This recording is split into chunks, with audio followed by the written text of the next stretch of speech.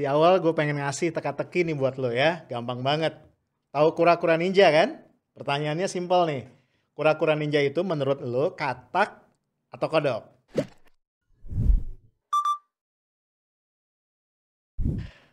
Mungkin ada yang mikir gini ya, bukannya sama ya? Katak sama kodok sama kan gitu ya?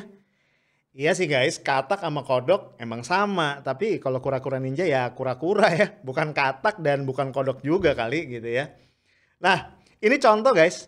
Gimana banyak orang itu ngerespon sesuatu itu seringkali reaktif. Ya, kita ngomong itu kadang-kadang nggak dipikir ya. Ada orang nanya apa, atau orang ngasih story apa, kita langsung jawab atau langsung komen gitu aja. Keluar kita buka mulut, lompat tuh kata-kata. Seringkali jadi salah ya, dan salahnya juga konyol. Tapi apakah kita malu? Seringnya enggak sih ya. Ya emang kalau salah kenapa kan tinggal diralat aja ya. Atau kita bilang ini audiens nih salah paham gitu kan. Gitu aja kok repot. Nah mungkin sebagian dari kalian masih ingat ya. Beberapa waktu yang lalu belum lama ada seorang komisioner ya. Dari sebuah komisi independen di negara tetangga ya. Itu bikin statement yang aduh aneh banget ya. Absurd. Dia bilang gini. Cewek nih perempuan itu bisa hamil gara-gara berenang di kolam renang. Ingat kan ya statement itu ya? Itu heboh tuh seantero negara tetangga kita tuh heboh banget gitu ya. Dan si komisioner ini kemudian abis tuh dibubur sama netizen, hancur lebur gitu ya. Nah guys, kenapa begitu? Apakah karena dia salah ngomong? Enggak juga.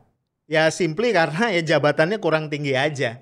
Ya kebayang aja kan ya gimana nggak dibubur sama netizen ya. Dia bilang cewek bisa hamil hanya gara-gara berenang. Kebayang kan ya kira-kira prosesnya kayak apa gitu ya. Gue sih kebayang aja nih ada sperma gitu di kolam renang ya. Yang lepas nggak sengaja terus dia iseng berenang-berenang gitu kan ya. Terus masuk dari dalam rahim ya.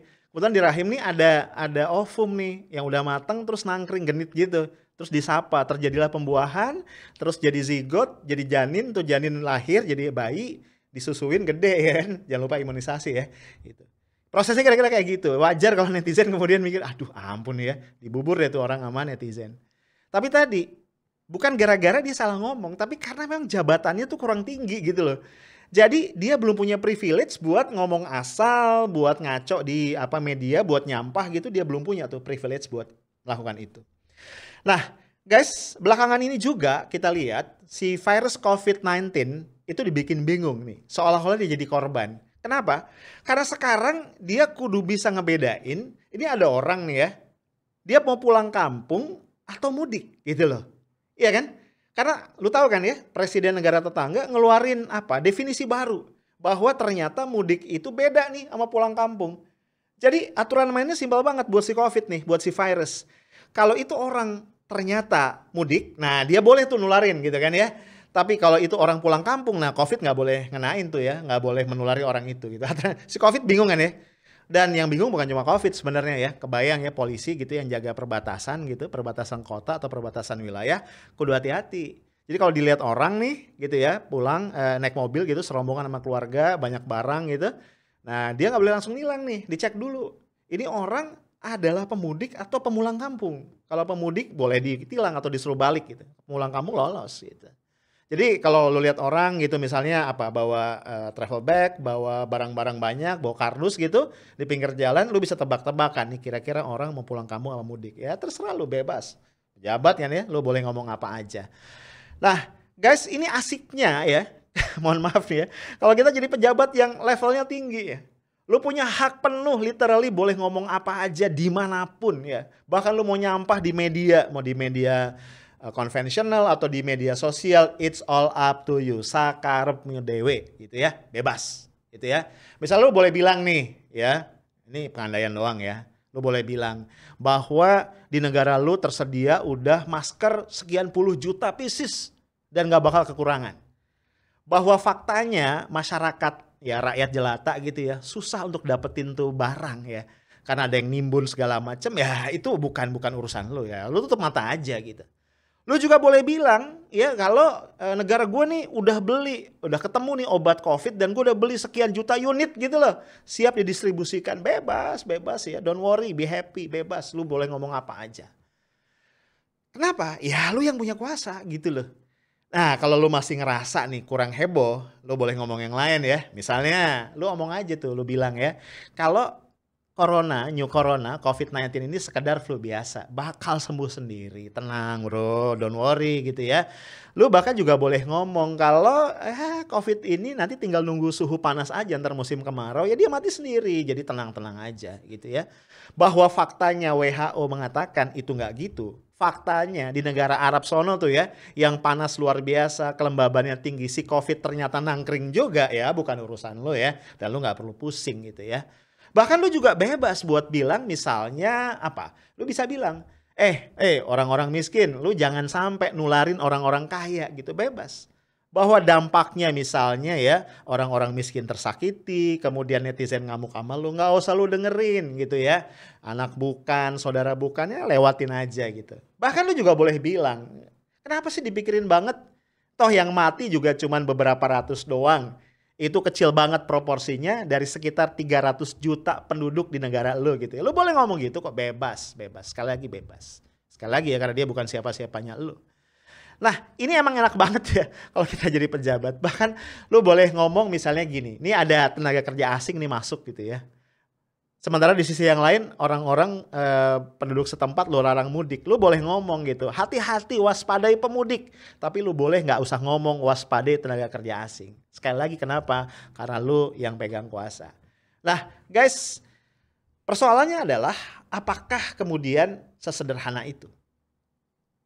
Ketika kita menjadi seorang pemimpin, memang kita punya ruang gerak yang lebih luas untuk bicara. Beneran ya. Kita bisa ngomong apa aja dan bukan sekedar kita punya otoritas untuk itu. Bahkan kita punya kebebasan. Kita punya kemampuan untuk memengaruhi orang lain sebagai dampak dari perkataan kita atau statement kita. Tapi pernah nggak sih kita mikir, ketika kita bicara, ketika kita mengeluarkan statement, itu bukan cuma urusannya kata-kata keluar dari mulut atau kita ngetik di keypad dari gadget kita. Tapi ada dampak itu bisa jadi luas banget.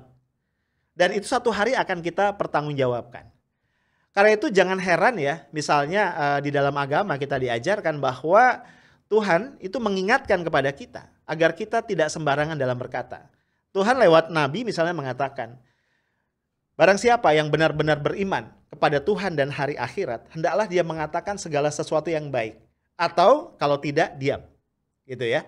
Nah, tentu saja perintah untuk mengatakan kalimat yang baik itu not necessarily mean bahwa kita ngomong dengan pelan, dengan lemah lembut. Itu iya, tapi yang lebih substansial adalah kita mesti ngomong sesuatu yang kita yakini dia benar.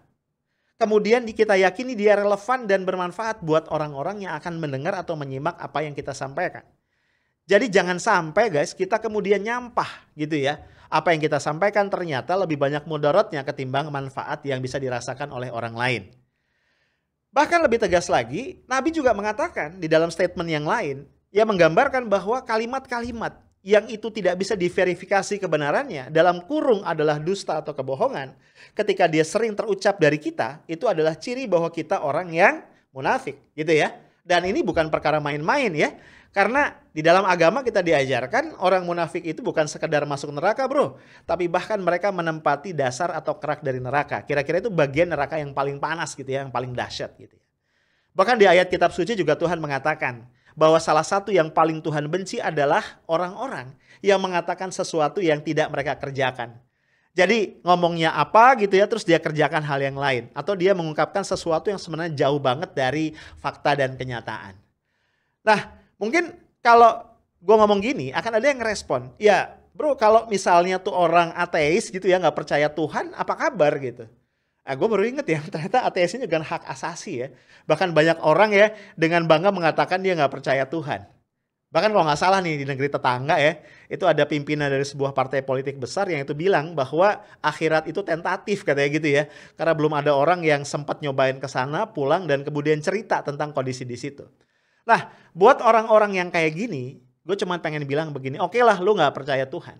Tapi tolong lu ingat gitu ya, kita berada di dunia digital.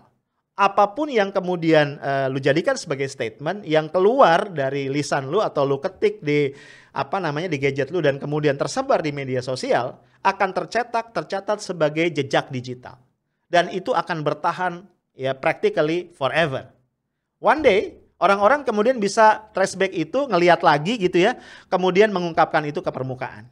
Jangan sampai ya, suatu hari ya ada orang yang membeberkan betapa banyaknya sampah yang pernah lu tinggalin di media. Malu kan gitu ya. Atau jangan-jangan lu gak punya malu juga, mohon maaf ya. Nabi itu pernah bilang, kalau kita nggak punya malu, kalau kalian nggak punya malu, kata Nabi, silahkan berbuat sesuka ente, sesuka kalian gitu.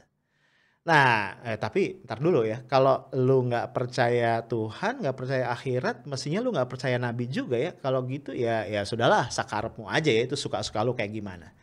Nah guys, sekarang udah tahu kan ya, kura-kura ninja itu katak apa kodok? Ayo, itu dulu ya dari gua. Kita ketemu lagi nanti. Assalamualaikum warahmatullahi wabarakatuh.